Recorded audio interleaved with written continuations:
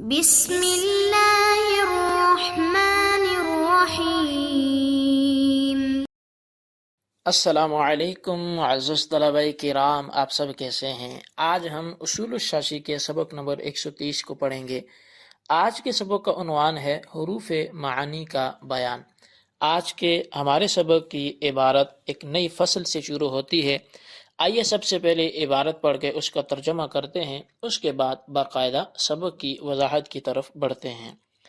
مصنف علیہ رحمہ لکھتے ہیں فصل فی تقریر حروف المعانی، یہ فصل حروف معانی کی تقریر میں ہے۔ الواو للجمع المطلق، واو مطلق جمع کے لیے آتا ہے۔ وقیل ان الشافعیہ جعلہ للترتیب، اور کہا گیا ہے کہ امام شافعی علیہ رحمہ نے اس کو ترتیب کے لیے بنایا ہے۔ وعلی ھذا اوجب الترتیب فی باب الوضوء، اور اسی بنیاد پر امام شافعی نے وضو کے باب میں ترتیب کو واجب قرار دیا ہے۔ وقال علماؤنا اذا قال لامرأته ان کلمت زیدا وعمرا فانت طالق، اور ہمارے علماء نے فرمایا کہ جب کوئی شخص اپنی زوجہ سے یہ کہے کہ اگر تو زید اور عمر سے کلام کرے گی تو تجھے طلاق ہے۔ فکلمت عمرا ثم زیدا، اب اس عورت نے پہلے عمر سے کلام کیا پھر زید سے کلام کیا، طلقت، تو اس کو طلاق دے دی جائے گی۔ ولا یشترط فیہ معنی الترتیب والمقارنۃ، اور اس میں ترتیب اور باہم ملے ہونے کی معنی کو شرط نہیں قرار دیا جائے گا۔ ولو قال ان دخلت هذه الدار وهذه الدار فانت طالق، اور اگر مرد نے یہ کہا کہ تو اس گھر میں اور اس گھر میں داخل ہوئی تو تجھے طلاق ہے، فدخلت الثانیہ ثم دخلت الاولى، بس وہ پہلے دوسرے گھر میں داخل ہوئی پھر وہ پہلے گھر میں داخل ہوئی تو طلق، پہلے گھر میں پھر داخل ہوئی، طلقت، اسے طلاق واقع ہو جائے گی۔ قال محمد اذا قال ان دخلت الدار وانت طالق تطلق فی الحال، اور امام محمد علیہ رحمہ نے فرمایا کہ جب کسی شخص نے اپنی عورت سے کہا کہ اگر تو گھر میں داخل ہوئی اور تو طلاق والی ہے تو اسے فی الحال طلاق واقع ہو جائے گی۔ ولو اقتضى ذلك ترتیبا لترتب الطلاق به على الدخول ويكون ذلك تعلیقا لا تنجیزا، تو اگرچہ واو جو ہے وہ ترتیب کا تقاضا یہاں اگر کرتی تو طلاق داخل ہونے پر واقع ہوتی، اور یہ طلاق تعلیقاً ہوتی نہ کہ فی الفور واقع ہوتی، لیکن چونکہ یہ فی الفور واقع ہوگی ہے تو اس کا مطلب ہے ترتیب کا تقاضا نہیں ہے۔ تو یہ ہمارے آج کے سبق کی عبارت اور اس کا ترجمہ تھا۔ اب آئیے اس کی تفصیل کی طرف بڑھتے ہیں۔ کتاب اللہ کی 20 اقسام سے جس طرح مسائل اخذ ہوتے ہیں اسی طرح حروف سے بھی مسائل اخذ ہوتے ہیں، اسی لیے مصنف نے حروف کی مباحث ذکر کی۔ حروف کی بنیادی طور پہ دو قسمیں، ایک حروف مبانی ہے کہ جن کو حروف ہجا بھی کہتے ہیں کہ جن سے کلمات بنتے ہیں، مثال کے طور پہ با، تا، سا، الف وغیرہ، اور دوسرے حروف معانی ہے وہ حروف ہوتے ہیں کہ جو اپنا معنی رکھتے ہیں اور اسماء کو افعال تک پہنچاتے ہیں، جیسے حروف عطف، جارہ وغیرہ۔ اصول فقہ چونکہ قواعد کا نام ہے اور قواعد اصولیہ کہ جن کا ماخذ ادلہ اربع ہیں، حروف ان کو بھی شامل ہیں، اور چونکہ کئی فقہی مسائل میں خصوصاً حروف کے معانی کا دخل ہوتا ہے، اس لیے اصول فقہی کتب میں حروف کی جو ہے وہ معانی کے ساتھ ان کو بیان کیا جاتا ہے، حروف کے ساتھ معانی کی قید لگائی جاتی ہے۔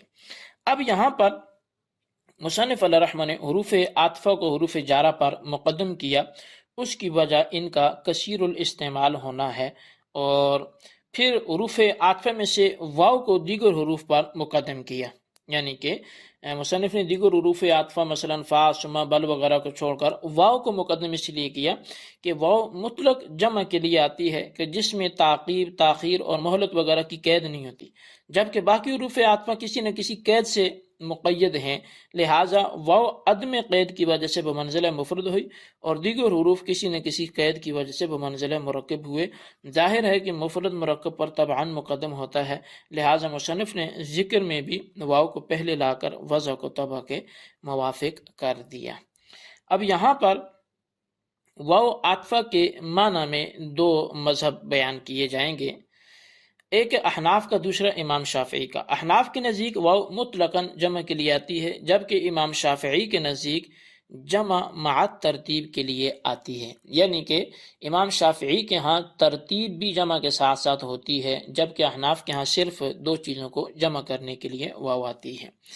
اب اس حوالے سے امام شافعی کے دلائل یہ ہیں کہ امام شافعی کے نزدیک واو جمع کے ساتھ ترتیب کے لیے بھی آتی ہے۔ ان کی پہلی دلیل یہ آیت ہے کہ اللہ تبارک و تعالی نے ارشاد فرمایا کہ یا ایھا الذین آمنوا ارکعوا واسجدوا، اے ایمان والو تم رکوع کرو اور سجدہ کرو۔ اب اس آیت میں پہلے رکوع کا ذکر ہے، پھر سجدے کا ذکر، اور نماز میں بھی یہی ترتیب ضروری ہے، لہٰذا اس کا مطلب یہ ہوا کہ واو ترتیب کے لیے ہے۔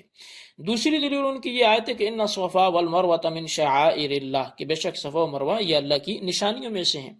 کہ جب صحابہ کرام نے نبی علیہ الصلوۃ والسلام سے پوچھا کہ ہم سعی کا آغاز کہاں سے کریں، تو نبی علیہ الصلوۃ والسلام نے فرمایا جہاں سے اللہ تعالیٰ نے ابتدا کو بیان کیا تو ادھر سے آغاز کرو۔ اب اس سے بھی معلوم ہوا کہ واو ترتیب کے لیے آتی ہے، کہ پہلے ذکر صفا کا ہے پھر مروہ کا ہے، تو لہٰذا پہلے سعی کا آغاز بھی صفا سے ہوگا پھر مروہ تک جائیں گے۔ اور حضور علیہ الصلوۃ والسلام نے بھی واو میں ترتیب کے معنی کا لحاظ رکھا ہے، لہذا پہلے حکم معطوف علیہ کا ہوگا پھر معطوف کو ہوگا۔ یہ ترتیب امام شافعی علیہ رحمہ کے نزدیک واجب ہے۔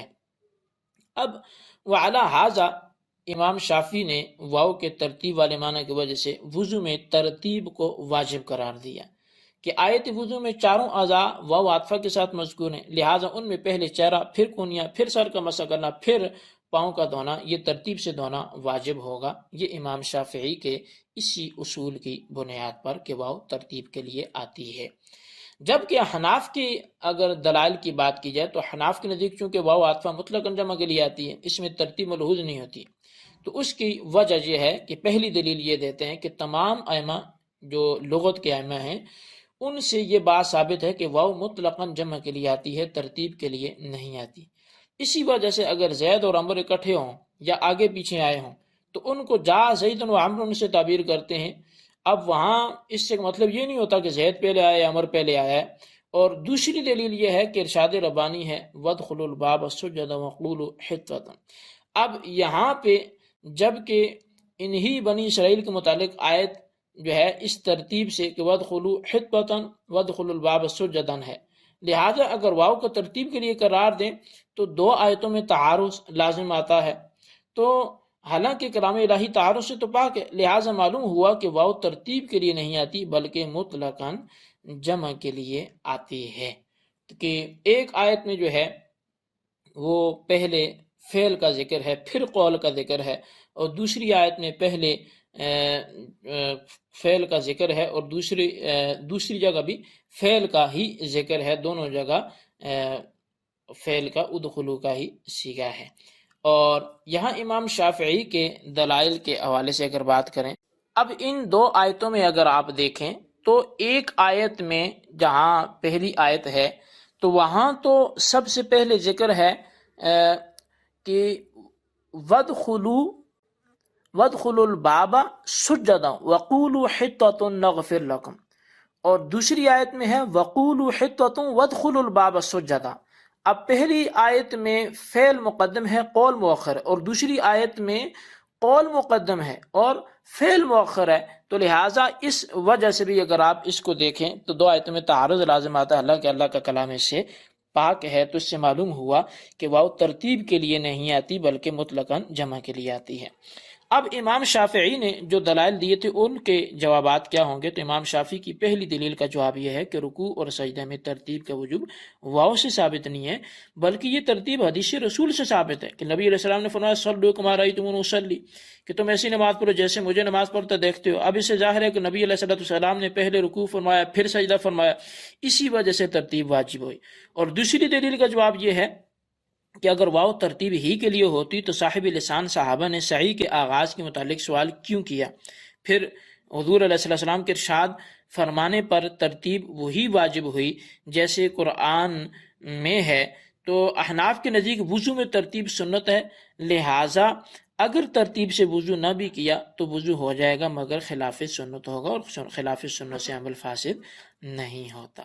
اب قال علماء ناصر مصنف نے علماء احناف کی طرف سے واو مطلقاً جمع کے لیے آنے پر 3 تفریحات پیش کی ہیں، آئیے اختصاراً دیکھتے ہیں۔ پہلی تفریح یہ ہے کہ اگر کسی شخص نے اپنی بیوی سے کہا ان کلمتی زیدن و عمرن فأنت طالق، کہ اگر تو نے زید اور عمر سے کلام کیا تو تجھے طلاق ہے. لہٰذا اگر عورت نے پہلے عمر سے بات کی پھر زید سے بات کی یا مجموعی طور پر دونوں سے بات کی تو طلاق واقع ہو جائے گی، کیونکہ واو مطلقاً جمع کے لیے آتا ہے، ترتیب شرط نہیں ہے، جبکہ شوافی کے ہاں یہاں ترتیب کو دیکھا جائے گا. دوسری طرف یہ کہ اگر کسی شخص نے اپنی بیوی سے کہا دخلتی حاضر دارا و حاضر دارا فانتی طالق، کہ اگر تو اس گھر میں داخل ہو اس گھر میں داخل ہو تو تجھے طلاق ہے. اب بیوی بھلے پہلے دوسرے گھر میں داخل ہو یا پہلے گھر میں داخل ہو، جب دونوں میں داخل ہو جائے گی تو اس کو طلاق واقع ہو جائے گی، ترتیب ضروری نہیں ہوگی. تیسری طرف یہ کہ اگر کسی شخص نے اپنی بیوی سے کہا ان دخلتی دارا فانتی طالق، کہ اگر تو گھر میں داخل ہوئی اور تجھے طلاق ہے تو عورت فی الفور طلاق اس کو ہو جائے گی، کیونکہ واو کو لایا گیا ہے جو مطلقاً جمع کے معنی پر دلالت کرتی ہے.